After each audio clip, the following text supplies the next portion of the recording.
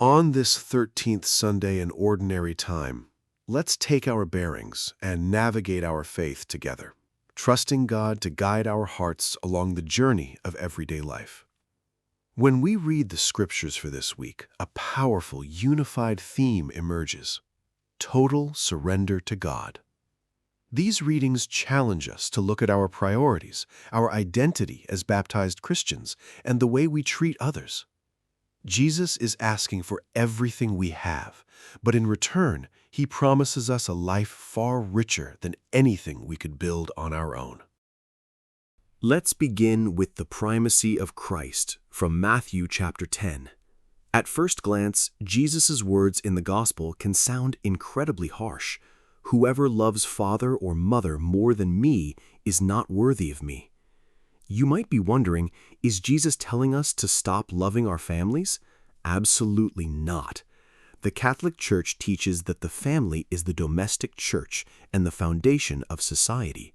What Jesus is addressing here is the proper order of our loves. Think of it like building a house. If the foundation is crooked, the walls will lean and the roof will cave in. God must be our foundation. When we love God first and foremost, our love for our parents, spouses, and children is actually purified and strengthened. If we put our family above God, we risk making idols out of them, expecting them to fulfill us in ways only God can. Jesus also introduces the concept of taking up your cross.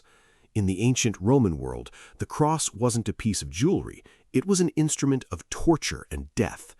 To take up your cross means to willingly accept the daily sacrifices and sufferings that come with doing the right thing, loving others selflessly, and following God's commandments. Next, we look at the mystery of baptism. St. Paul's letter to the Romans gives us the why and how behind our ability to carry that cross. He asks, "Are you unaware that we who were baptized into Christ Jesus were baptized into his death?" In Catholic teaching, baptism is not just a symbolic welcoming ceremony, it causes a real spiritual transformation. Imagine taking a branch from a dying, diseased tree and grafting it onto a vibrant, healthy, indestructible tree.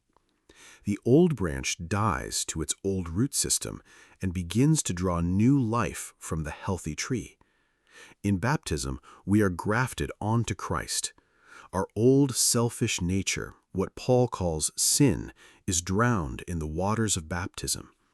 Because Jesus rose from the dead, we too are raised to a newness of life. We are empowered by grace to stop living for our own egos and start living for God.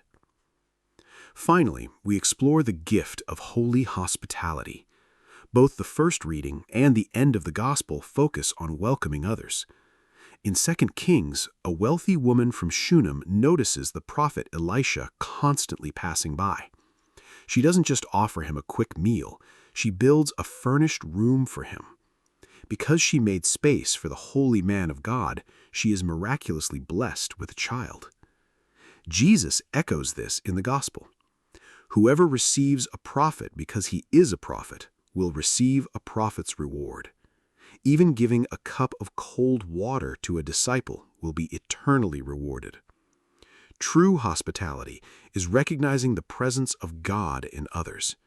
When we make space in our lives, our schedules, and our homes for other people, especially the poor, the weary, or those sharing the gospel, we are literally making space for Christ himself.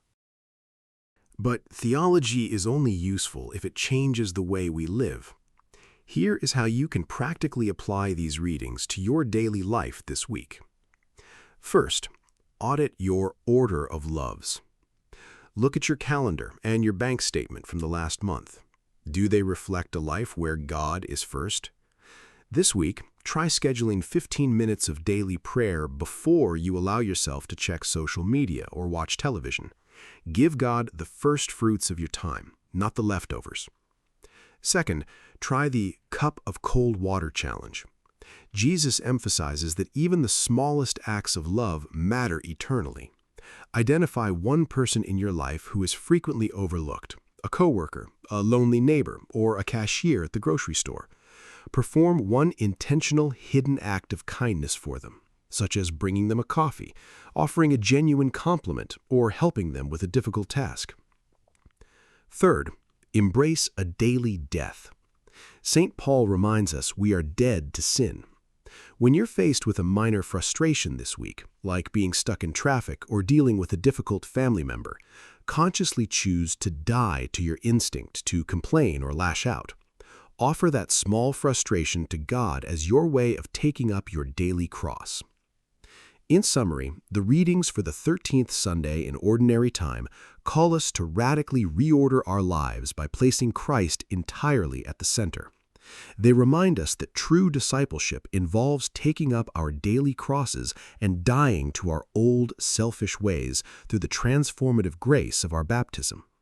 By letting our sinful nature die, we are raised to a new life where our earthly loves are purified, and every action, even extending the simple hospitality of a cup of cold water to a stranger, becomes an encounter with Jesus himself. To live out this profound calling this week, commit to the Cup of Cold Water Challenge. By performing one small, intentional act of kindness or service for someone who is often overlooked, you are actively practicing the holy hospitality and selfless love that Christ models for us.